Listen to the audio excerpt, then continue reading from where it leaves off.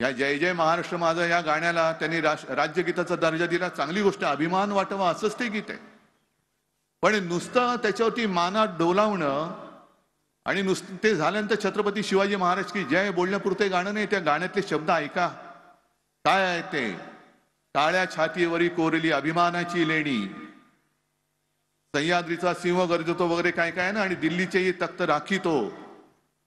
गेल्या वेळेला महाराष्ट्राने आपल्या युतीचे 42 खासदार निवडून दिले नसते तर दिल्लीचं तख्त हे राखू शकले नसते. आता तीच वेळ आलेली की दिल्लीचेही तख्त फोडतो. पहिल्यांचं तख्त आपल्याला फोडावं लागेल आणि मग आपलं तख्त तिकडे बसवावं लागेल. यांची जी काय मिजाज आहे, आपकी बार 400 पार, मी म्हणतो आपकी बार भाजपा तडीपार. या घोषणा द्या, आपकी बार जोरात, आपकी बार भाजपा तडीपार.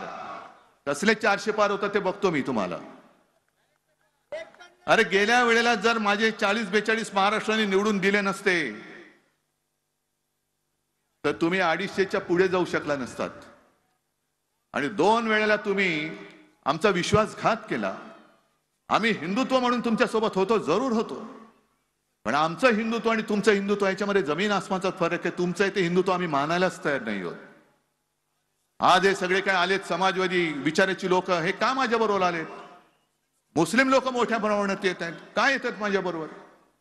कारण आमचं हिंदुत्व हे घरातली चूल पेटवणारं हिंदुत्व आहे आणि भाजपचं हिंदुत्व हे घर पेटवणारं हिंदुत्व आहे.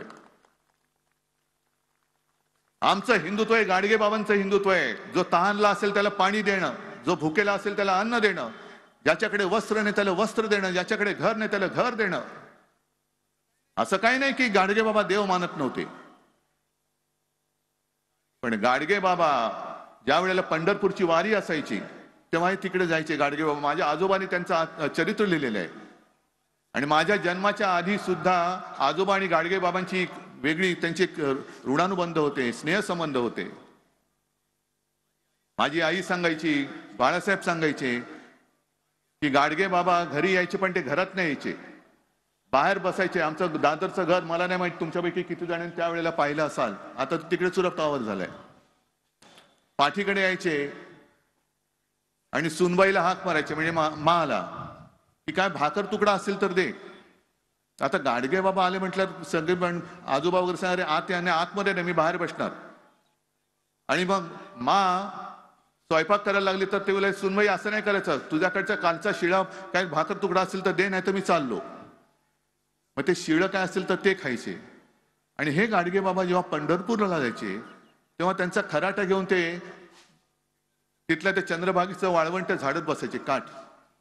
मग कोणतरी जायचं, काय बाबा तुम्ही दर्शन घेतले की नाही मंदिरामध्ये, आषाढी आहे. ते म्हणाले हा बघ समोर जो पसरले ना हा माझा देव आहे. जे वारकरी असायचे सांगायचं हा माझा देव आहे. इकडे मुलं बाळ महिला किती आलेल्या आहेत. इकडे जर का साफसफाई नसेल, कचरा साठला तर रोगराई येईल, आणि जर रोगराई आली आणि ह्याच्यामध्ये काहीच घडलं तर तुझा आतला देव सुद्धा मला माफ नाही करणार. पहिले ह्यांची सेवा कर, ह्यांची सेवा केली तर आतला देव तुला पावेल.